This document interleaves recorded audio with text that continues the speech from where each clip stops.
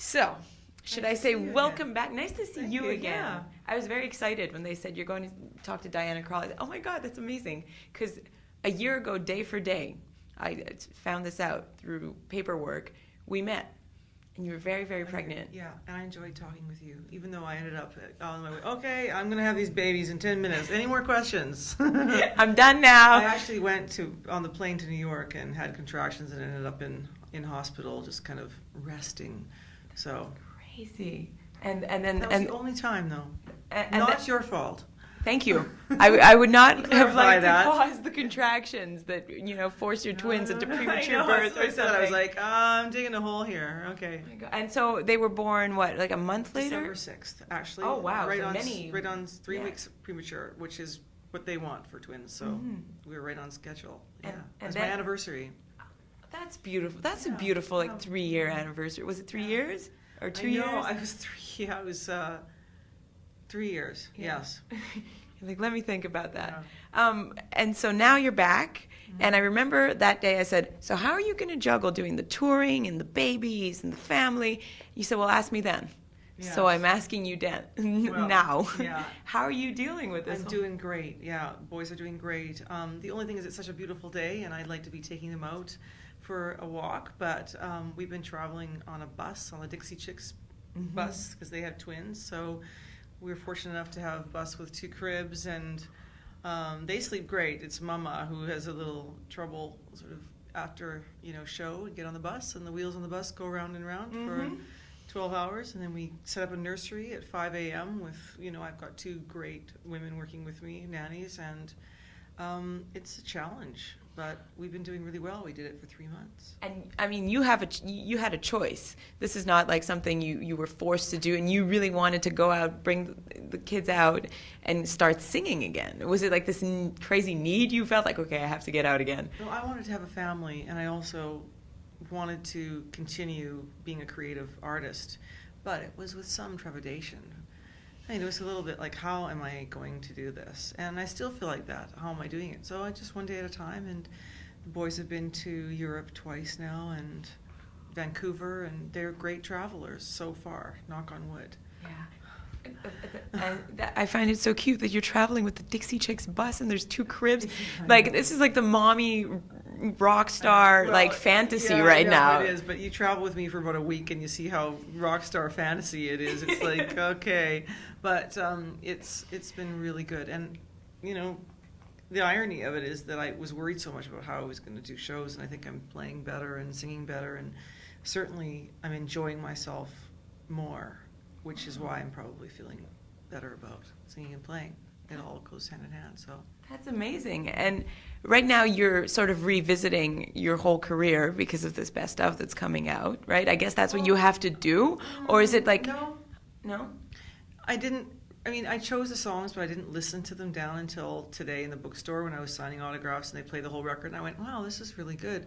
But I'm working on a new album right now, so that's where I'm right in the creative process. But I'm talking about the retrospective, I guess. It's okay. You can talk about both. So you're in the forward mindset, while here we are talking about the best of, which is like, does hindsight change how you look back on those songs? Like, does hindsight change your memories, what you were going through when you were recording those songs, playing those songs live? I listened to them today, and I thought they sounded really good.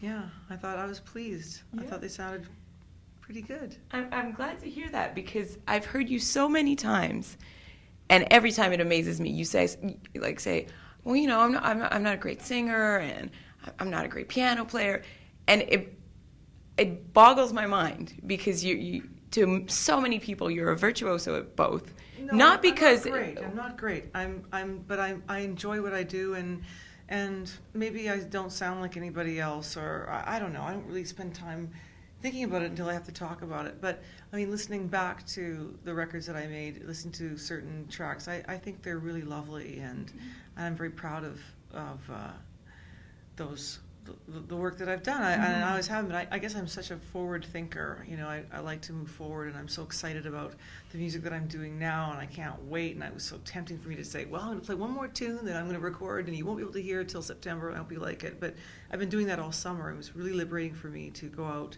on tour for summer and not have an agenda with one specific record to promote. So I just went and with my dear friends John Clayton, Jeff Hamilton, Anthony Wilson, and just played tunes from my, you know, some I've recorded, some I haven't, and just relaxed. And I feel like the audience knows my voice, and if they don't, I didn't feel like I was out sort of selling or promoting anything like I am now. No, but you know what I mean? I didn't have like this sort of nervous, oh, here I'm doing this now, I hope you like it. And it was just it was great. There's no test. You know, there's no like, does the audience like this, or, you know. Yeah, I was just really enjoying myself and laughing a lot and just being silly and really much more relaxed. And in turn, the audience enjoys themselves more too. So. Yeah, and you are very funny and sort of silly on stage. In between songs, you'll talk, you know, a line here, a line there. And I was surprised to know that your timing, you got it from comedians. I heard that in an interview. I said, wow, that's so funny that a musician, a jazz musician, would get their timing from comedians. Who makes you laugh? Jack Benny, Eddie Izzard, Groucho Marx. It's weird because I'm reading Bob Newhart's book right now. And as I'm getting my hair done this morning, I'm just like, ha, ha, ha. And I'm like, oh. And I've always been interested in other artists, even dance. Karen Kane, I read her book, which really inspired me as a young woman, wanting to be, you know, the best I could be in the arts. And I wanted to read. So it's not only comedians, but I think the timing is so important. And because I'm doing interviews, I feel like I always have to be quick. And I think I have so much going on in my head that it comes out in half sentences all the time. And I rarely look at something that I've an interview because I feel like I don't make sense. But so Bob Newhart was talking about that in his book, and I was like, yes. So I'm trying to arrange a dinner with him and Don Rickles. Oh my God! When I'm in LA, yeah, and because they're like jazz musicians. I mean, they talked about Frank Sinatra. I was reading the book that Frank Sinatra sang Strangers in the Night and said, this is a dumb song. Anyone who likes this song likes orange yogurt. But I'm going to sing it because you like it. And I just think it's everybody's kind of interesting. You know, everybody has in the arts or even in sports or whatever. So I got a lot from comedians. To answer your question, it took about half an hour for that. Clip, snip, snip, snip. Oh, you make me laugh. Yeah, so blah, blah, blah, blah, blah. Yeah, but I digress a lot. That almost made me cry. Again? No, it was a timing and comedians, and I think a lot of people are discovering the funny or the lighter side of you now. I think so. I really think so. Like when I put on From This Moment On, I said, oh my God, the melancholy has sort of gone. Even when you were singing happy songs before, there was sort of a melancholy. I can go there now. I think it's more balanced. I think From This Moment On, I was pregnant. It was great, and now I can go there. I can definitely go like, to the. So easy. I can, sure. How do you make that switch? Is it like a place you go to? Is it an emotion you revisit? Is it like an actor's method? I don't know. I mean, I've been singing Joni Mitchell's A Case of You for a long time, and now it's starting to really become something different. And my husband said, you know, that really kind of disturbs me, the way you sing that. And I said, why? He said, I don't know. And not disturbs him, but I guess I get into just my own head. But I'm still very aware of the audience because they give me so much energy, you know. Mm-hmm. But I like to go to the dark places. Yeah. Not, you know, self-destructive dark places, but that's why I'd like to try to see if I could do something in film that would be against type, either a really hilarious role that would be hilarious. Or something that's a little darker. But you know, I can do that with little, like, songs. I can go there with little, like, they're like little plays for me. So. Yeah. Have you been approached?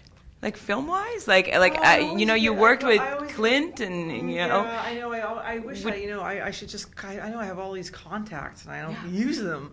But I've been approached before to play a sort of singer in a club, and I can do that pretty well. Yeah. So, but I mean, I had a chance to work with Woody Allen, which was like one of the great thrills in my life.